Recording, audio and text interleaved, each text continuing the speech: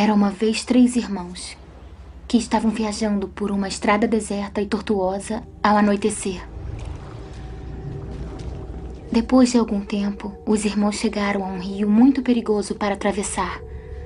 Os irmãos, porém, eram versados em magia. Os 3 irmãos simplesmente balançaram suas varinhas e fizeram uma ponte. Antes que pudessem atravessar a ponte, tiveram o caminho bloqueado por uma figura encapuzada. Era a Morte. Ela se sentiu traída. Traída porque o normal seria os viajantes se afogarem no rio. Mas a Morte era perspicaz.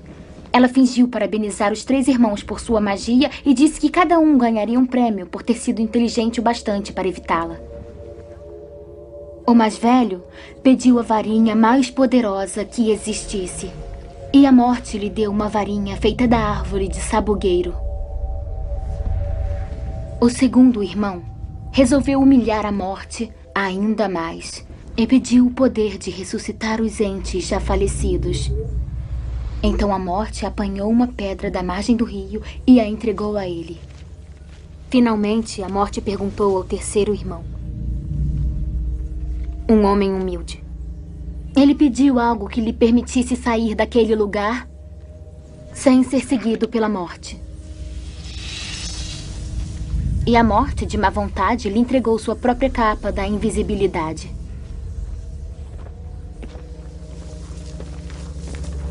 O primeiro irmão foi para uma aldeia distante, onde, com a varinha de sabugueiro na mão, assassinou um bruxo que não teve nem a oportunidade de lutar.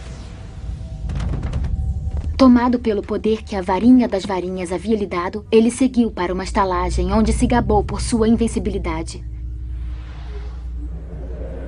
Mas naquela noite, um outro bruxo roubou a varinha e, por segurança, cortou a garganta do mais velho dos irmãos. E assim a Morte levou o primeiro irmão. Enquanto isso, o segundo irmão viajou para casa, onde pegou a pedra e virou-a 3 vezes na mão. Para sua alegria, a moça que um dia desejara desposar antes de sua morte precoce apareceu diante dele. Contudo, ela estava triste e fria. Não pertencia mais ao mundo dos mortais. Enlouquecido pelo desesperado desejo, o segundo irmão se matou para poder unir-se a ela. Assim, a Morte levou o segundo irmão. Já o terceiro irmão, a Morte o procurou por muitos anos, mas jamais conseguiu encontrá-lo. Somente quando atingiu uma idade avançada, foi que o irmão mais novo despiu a capa da invisibilidade e deu-a para seu filho. Ele acolheu a Morte como uma velha amiga e a acompanhou de bom grado. E como iguais, partiram dessa vida.